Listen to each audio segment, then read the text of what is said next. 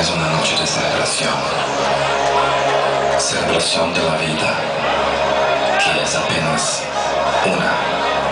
Y precisamos vivir cada momento de nuestras vidas como si fuesen únicos. Intensamente, con mucho amor. Vamos a celebrar nuestros momentos juntos. En esta vida, lo que importa es ser feliz, nada más. Viva la vida.